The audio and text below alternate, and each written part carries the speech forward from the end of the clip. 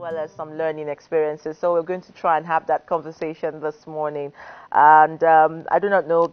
Let's look at, first of all, so far so good. How has the year been? Let me start from there. How has the year been? It's had its ups and downs. Interesting, but also very challenging. Let me be very honest. So if I look at it from the Common Cancer Foundation platform, it has been quite good. If I look at it from the personal side of it, it has been very challenging. So let's put it like that. And that would be how I would start this conversation, because the personal side has been harder than the. All right. Let's first of all. Let's go like that. Yeah. Let me go like that. Yes. So first, I'll say a big congratulations. I mean, you were able to raise funds to give out 200 plus hampers to patients in the University of Port Harcourt, FMC Abeokuta, Abuja Meta medical centers during this year's 2023 Christmas season. I'm sure they were very happy to receive that in celebration of your 8th year in the battle, and as a result of the metastatic cancer, breast cancer to the brain. But let's look at, first of all, the term that you use called persons living with cancer. Could you please explain what this is and survivors, if any? Okay, so let's look at the two words. Persons living with cancer is what you would say that's where I am categorized as, which means that you have cancer and you're going to live with it.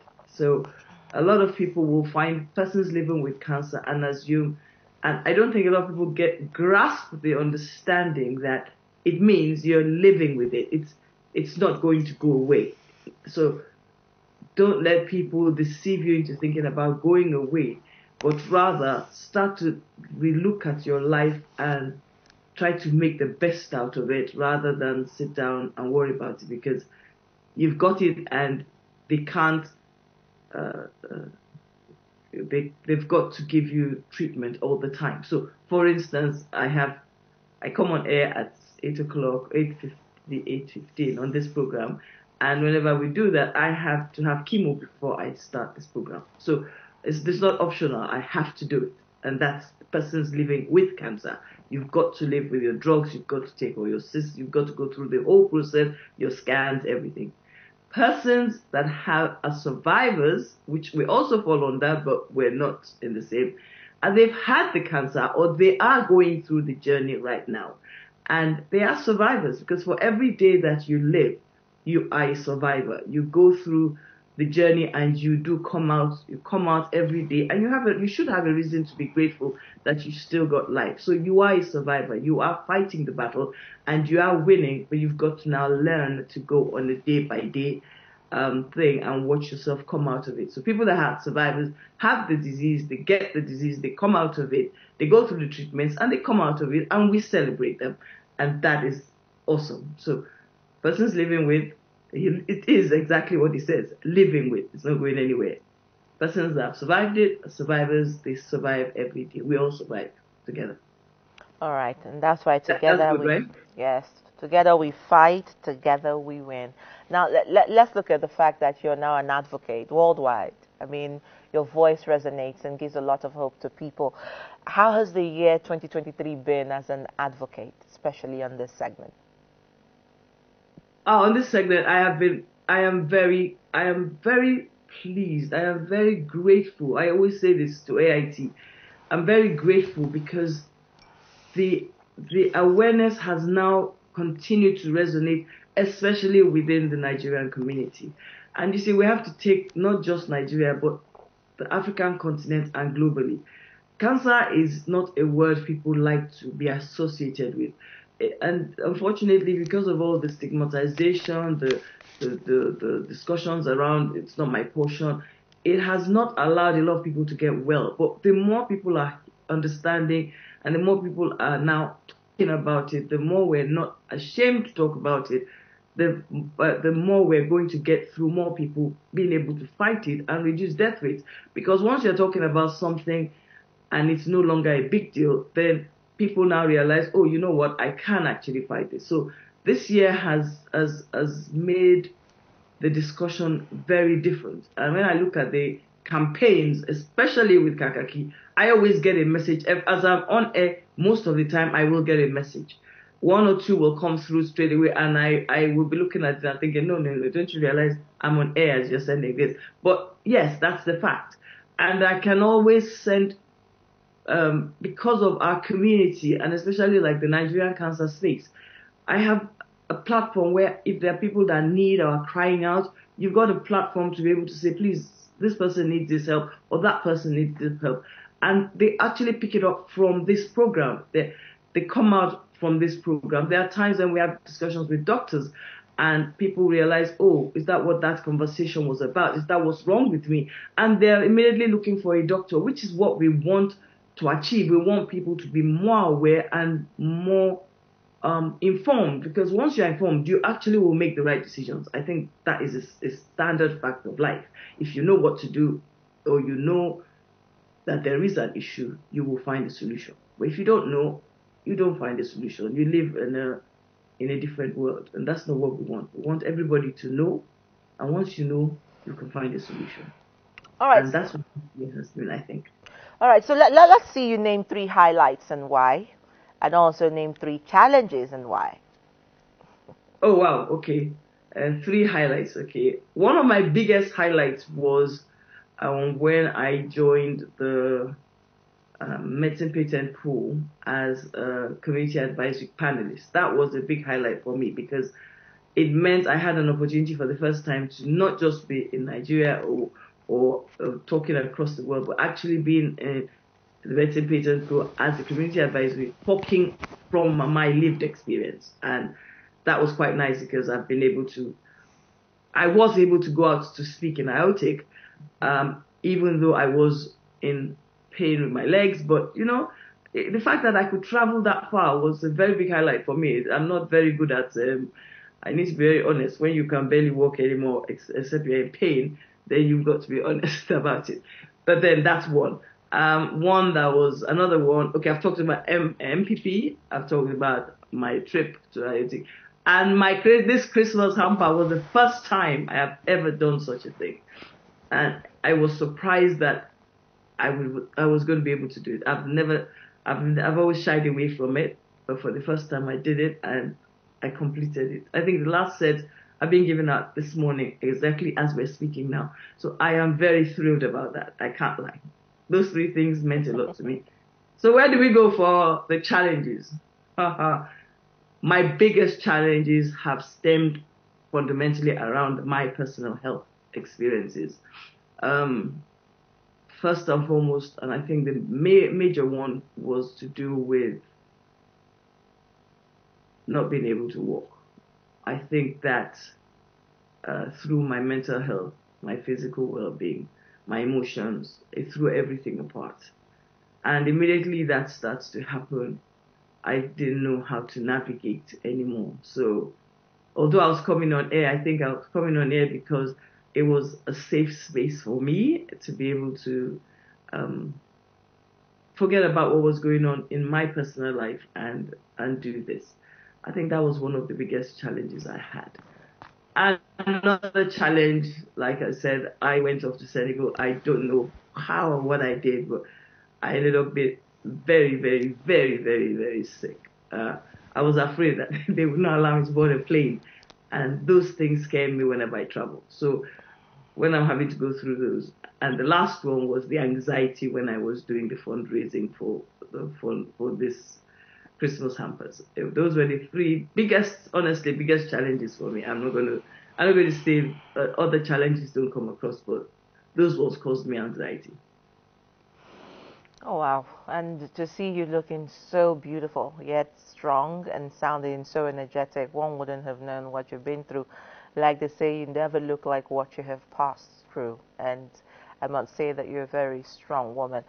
And in message to that, let's look at 2024. A lot of people make new resolutions. They say what they would like to see in the new year. What would you like to see, Dr. Denise Ejoh, in 2024? 2024, in 2023, one of the things I was very grateful about was watching the cancer space and watching the rollout of the cervical cancer in Nigeria. And I would like to see the continuation of that for Nigeria. That's one thing I would really like to see for Nigeria. I would also like to see a lot more people get involved in supporting cancer patients and creating more awareness, especially those of us that live with it. We're very few and far between that live with it. We have a lot of people that have gone through it and God has been merciful and they've all come out and they are talking. I would actually like to find somebody. I think I've found one person that lives with it so far on my global journeys, and that is very interesting. So what do I want to see? I want to see the government sitting in the front with us, please, helping us drive it. I have had fantastic opportunity to interview the chairman, the director, DG for NICRAT, so that Nigeria space is working. On the MPP side, that is working. I am very glad with the work we're doing out there on the MPP side. That's the medicine patent pool.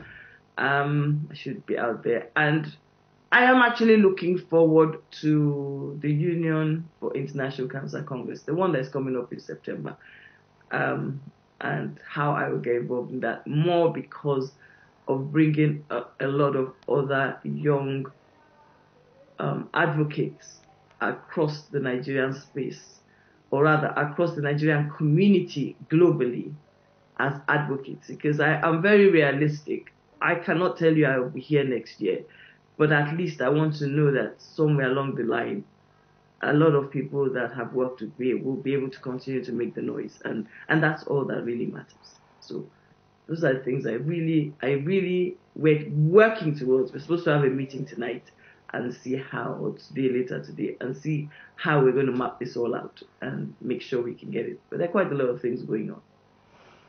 All and right. AIT first to know what's going to be going on. So trust me. Absolutely. We look forward to that as well, major partners. So how has the family space been for you in terms of support and encouragement? Family. My family are my rock. I am very grateful, and maybe I should take this opportunity to really thank my children and the fact that I can see my grandchildren and just have a chat with them. My grandchildren are 3 years old, but you know what? When I can hear grand, it really puts a buzz in my ears. And I always say to people, I am privileged to have had the opportunity to care and love my grandchildren in my lifetime, which is not always the case for a lot of people that have gone through this. So I want to really say thank you to them. They have been my rock. They are my, oh wow, I don't even know the words to describe them. I wouldn't have been able to get this far without them, because even when I told them in August when I was down and out, I said, you know what? I'm going to be honest with you. If this is what it is, I'm out of here. I am not doing it anymore. And in the end, maybe I shouldn't have, but I did, because I couldn't deal anymore. But having strong children telling you, Mom, you couldn't get on it, just keep going, we're here, made a significant difference. So to them, I love you loads. I can't do this without you. And Jesus is still Lord in my life and in our home. All right, and your encouragement first to those who probably have just been diagnosed. I mean, when people get to hear this, some feel it's a death sentence, some feel shock, some go into denial, some go into depression, some are just clueless. Yes, that's correct.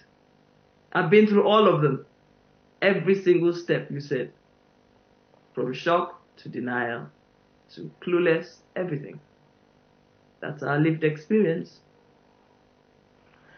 All right, and then finally, your message to Mr. President Bola Ahmed Tinubu from patients, what you want to see.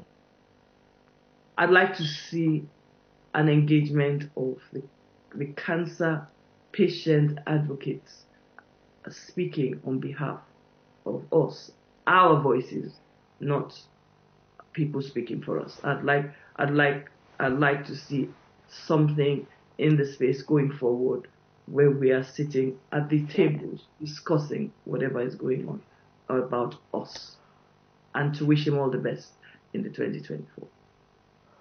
Well, so I mean, I hear you call out for more persons, more voices. I mean, what about ways to engage? Do you think that perhaps there needs to be some sort of, reorganizing in that space, deliberate conversations to be had? And is there a coalition, a committee, a community of persons who have that sort of need to be able to be a voice?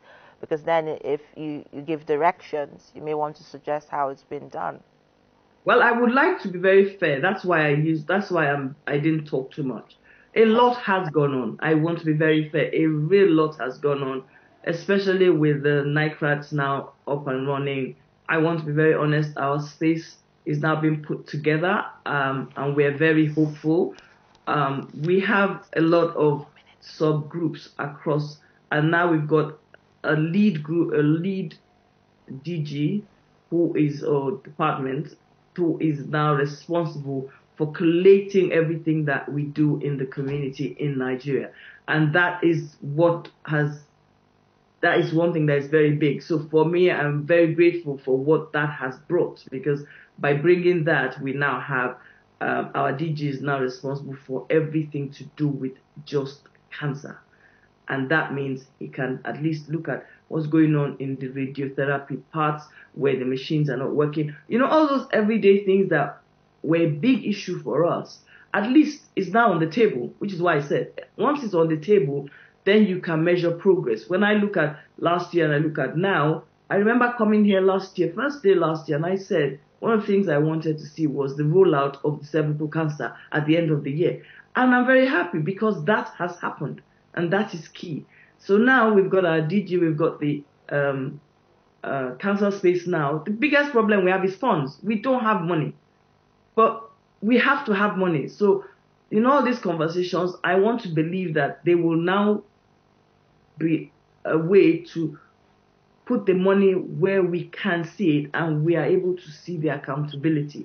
Because all the funds that we've always heard about, and I don't want to go about flogging dead horses now, but it was very sad for World Cancer Day last year, where there was a conversation that the money was being returned. Really returned when lots of us are dying? So, let's not flog it. Let's leave that alone. It's happened. We've now got a DG. We've now got somebody that we can actually access.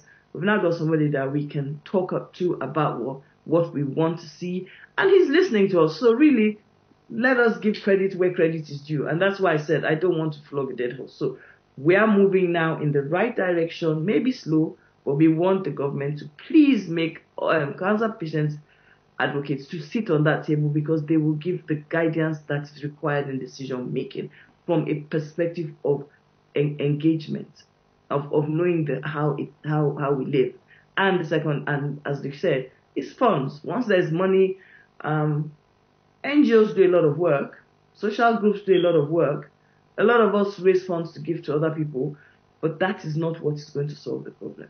It's the government sitting with the people that are taking, and let all of us talk together. And I think there's a slow but steady progress going towards that direction. All right, so let me just, and this is hindsight thought from me.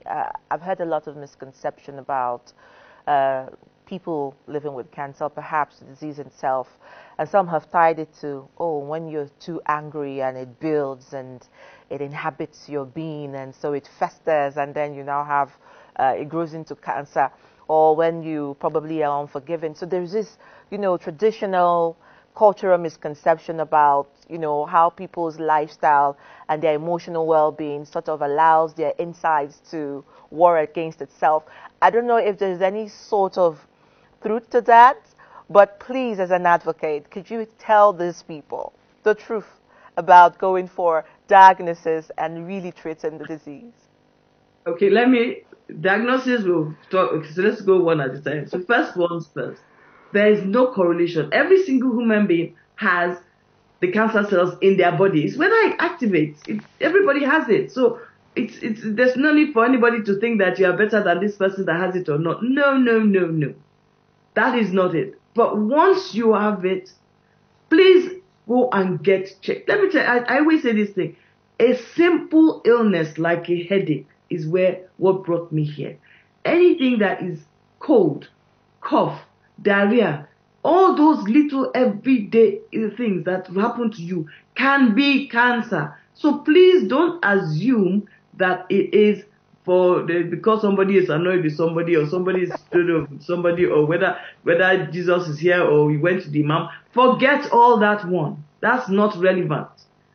Faith is key in your cancer journey. However, you need to know religion is part of your journey. But please don't be sidetracked. Don't say you're not taking chemo because you are going to one church or one mosque. Please don't do that.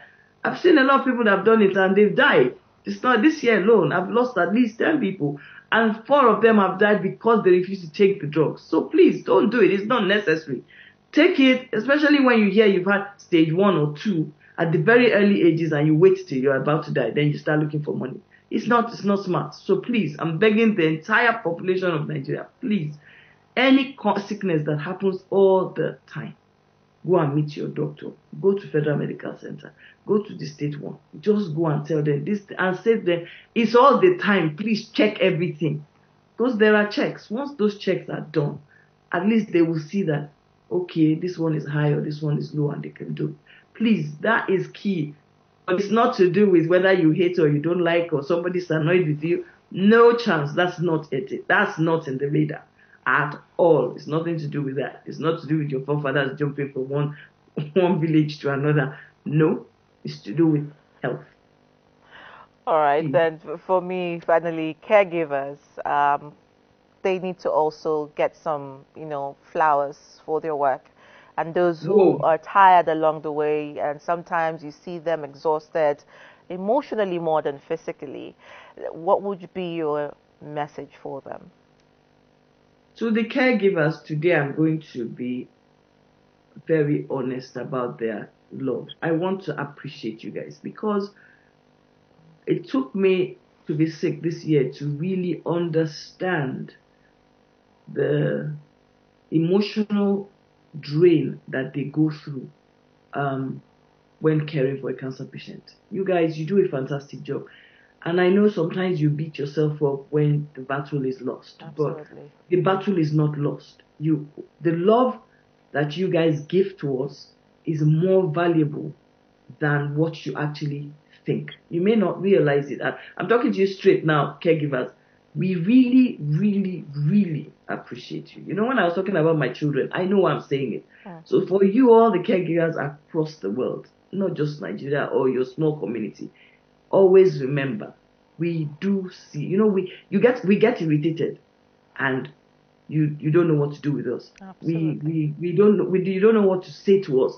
And a lot of you say it is well. Sometimes that it is well may not be the right conversation to have. So just don't have it. Just let us tell you to talk, and you will see that we will tell you what to do. Because if you are telling us what to do, don't eat this, don't do this, don't do this, you're helping to kill us. Don't. Help us, let us tell you. When you see us talking and laughing, like me, when I'm laughing, it's because I don't want to address that. But when you want to talk about it, you are pushing me back to where I don't want to go. So let us go forward together, and you will find that your impact is more positive than negative, because you are actually talking to the core being of the person in question. You're actually talking to me. You're talking to the cancer patient, and the cancer patient, when you go, will always remember those moments. I always talk about my mom. My mom I was so grateful. I spent so much time with her that by the time she was going to coma, the weekend before she went into coma, the Sunday before she went into coma, the last thing she said to me, and I can never forget, I was at the playground at my job because I'm an educator. In the night, I was with my kids in boarding house, and I called her, and she said to me, Denise, you know what? Do this, make sure you take care of this person. Very specific. Make sure you take care of this person. Make sure you don't do this. I never knew that was the last time I was going to speak to her. Because she was not sick. She was supposed to have been recovering. But she went into a coma, and that was the end. The oxygen in her brain stopped going, because maybe her age and too much treatment and all, I don't know. But that's irrelevant. That was the fact that I spent every month flying from Abuja to London every month because she was in chemo. Those moments are very valuable. So please, to the caregivers, we really honestly appreciate you. Hear us, listen to us, because that is the best memory whenever we go. It doesn't matter when, because cancer is cancer. It doesn't matter whether it's short term. Long term, something else might kill somebody else, but at least those memories will always be there. Thank you so much. Thank you so much, Dr. Denise Ejoh. And those were some fantastic parting words from you. Caregivers, hear us, listen to us, because you don't know the moments that we have.